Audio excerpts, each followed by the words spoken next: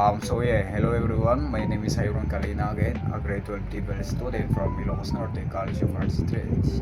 If you watch my first video, you already know my advocacy is internet safety.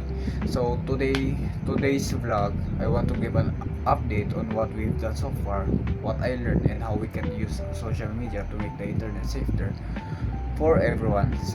Let's get started. Just a quick recap from Vlog 1. Internet safety is about protecting ourselves online, keeping personal info private, using strong password, avoiding scams, thinking before we post. And I said that I chose this because we all spend so much time online for schools like games, social media, but with comes with risk like hacking, cyberbullying, and fake news. So what have we done after my first blog? First, I started sharing internet safety tips on my social media. I posted an infographics about strong passwords like spotting fake news and avoiding suspicious links.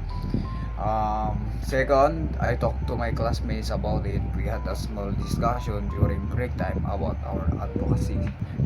And the third is I created a simple poster and shared it in our school group chat to remind students to think before they post. It's not a big campaign yet, but every share, every conversation matters. Small steps can lead to big change.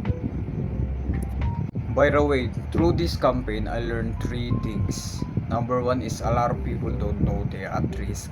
Many of my friends said that I never thought about that when I talk about phishing links.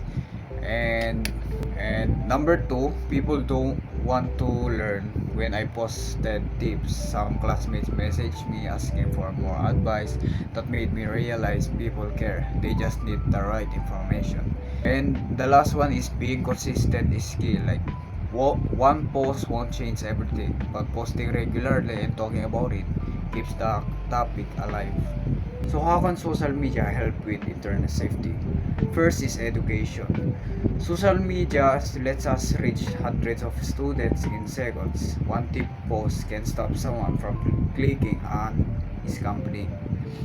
And second of all, awareness. By sharing real stories about cyberbullying or hacking, we help people understand the risk before it happens to them.